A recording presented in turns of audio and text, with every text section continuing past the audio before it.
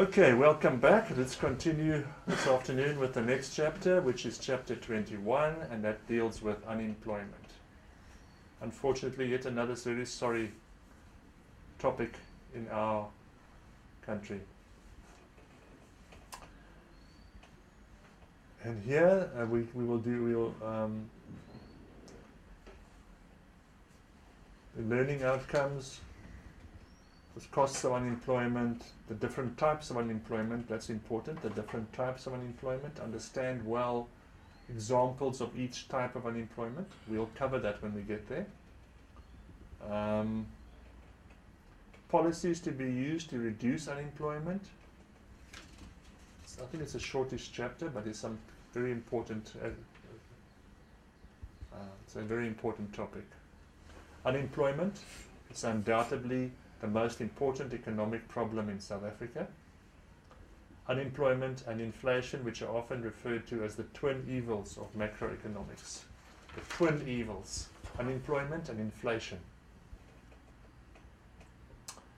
The unemployment pool, the level or rate of unemployment, is a stock concept. It's something that's measured at a particular point in time, as opposed to a flow concept, which is measured over a period of time. We covered those terms earlier in the year. The rate of unemployment is obtained by expressing the number of unemployed persons as a percentage of the labor force. The labor force can be defined as the number of people who are willing and able to work, or also called the economically active population. There are, however, continuous flows in and out of unemployment as people enter and leave the unemployment pool. The measuring of unemployment, we can talk about the strict definition and the expanded definition of unemployment. According to the strict definition, unemployment persons or unemployed persons are those persons who are being 15 years and older, are not in paid employment or self-employment, and were available for paid employment or self-employment during the 7 days preceding the interview. And C, took specific steps during the 4 weeks preceding the interview to find paid employment or self-employment. So basically what we are saying here, to be defined as according to the strict definition of unemployed, people that are unemployed but are actively looking for employment. They are in the strict definition. But there are so many other people who have given up, who are no longer looking for employment. And that makes up the expanded definition. That's why you often hear that in South Africa the rate of unemployment, the official rate, which is the strict definition, is around about 27%. But the expanded definition could be as much as 45% or higher of people who are capable, but those other people are no longer willing. They've just given up.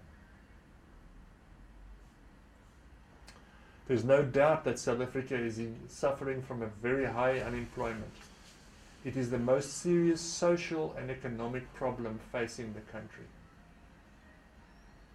The costs of unemployment to the individual who finds himself unemployed, he suffers a loss of income, shock and frustration, and also the unemployed also suffer psychological costs.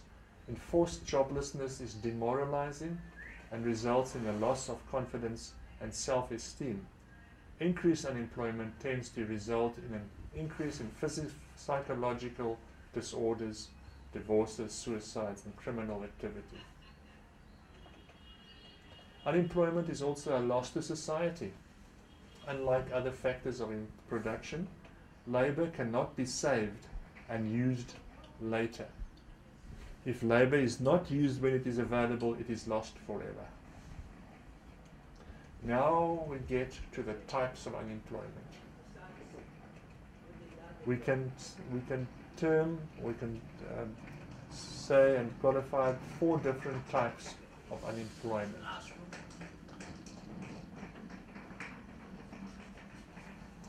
The first one is known as frictional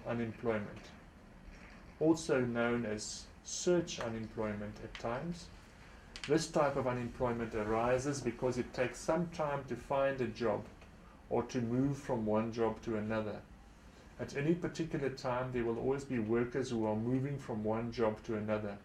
Individuals who leave one job, who are looking for a first job, often do not find employment immediately, although there are vacancies in the economy.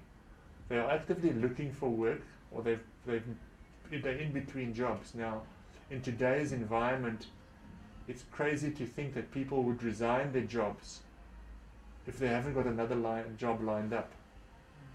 Yeah, because you don't know what happened, how long it will take for you to find another job. But that's known as frictional unemployment.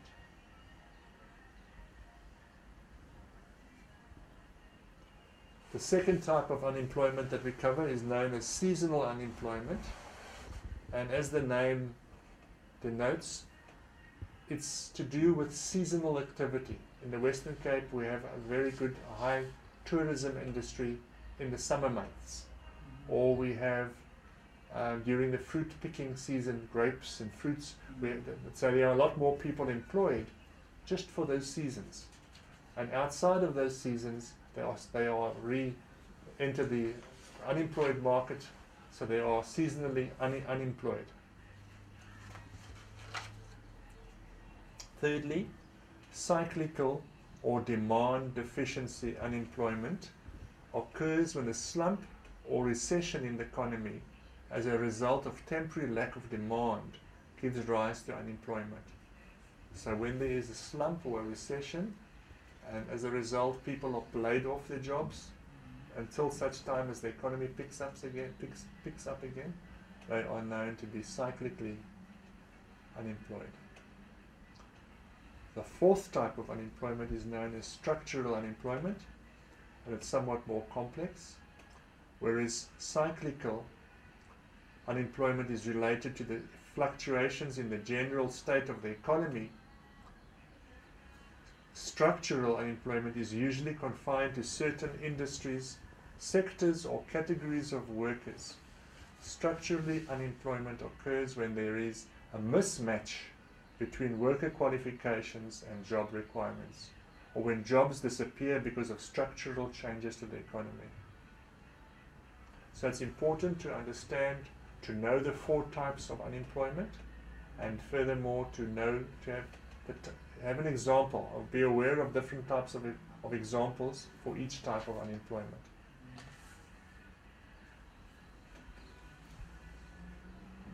Policies to reduce unemployment. We can talk about on the supply side. First of all, on the supply side, steps to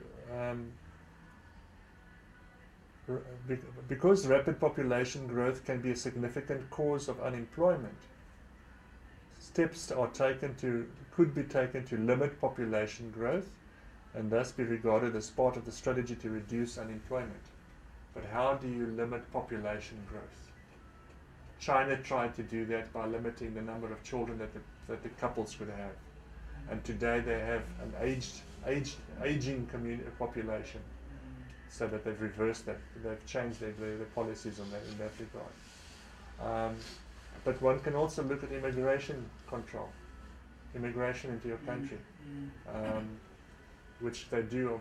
Which currently a lot of people want to come and reside and work in South Africa from the rest of Africa. They are flocking down south. Okay, on the demand side. On the other relevant features of the supply of labour in South Africa are the shortages of skills and oversupply of unskilled and semi-skilled workers, of skilled labour in fact. On the demand side, additional employment opportunities can be created by raising the aggregate demand for goods and services and increasing the labour intensity of production. If more goods and services have to be produced, more job opportunities will be created, and the greater the labour intensity of production, the more favourable the ratio between the growth in output and the growth in labour demand will be.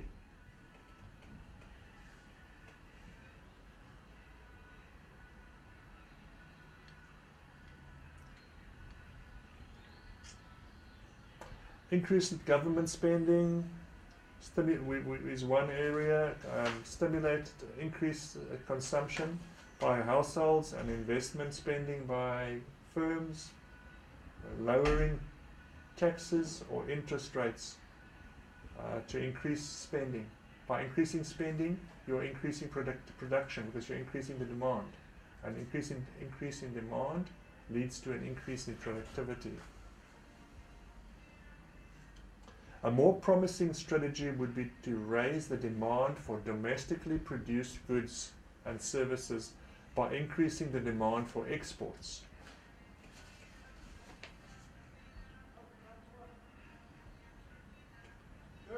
We've mentioned the increase in labor intensity of production, and also the government can also embark on special employment programs that are aimed at employing as many people as possible. And another possible avenue is to promote small business and the informal sector. And lastly, tax incentives or subsidies can be introduced to stimulate employment.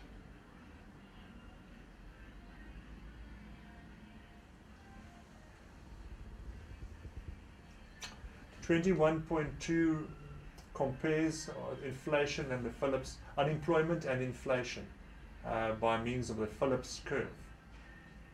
It's just a fact to note that with high inflation, unemployment drops, because high inflation means there's a lot of activity. There's a lot of stimulation in the economy and which leads to increased production, and consequently there's a reduction in unemployment. But with low inflation, the opposite applies. Low inflation is a reduction in demand, decrease in productivity. Consequently, the labor force is trimmed, and unemployment increases.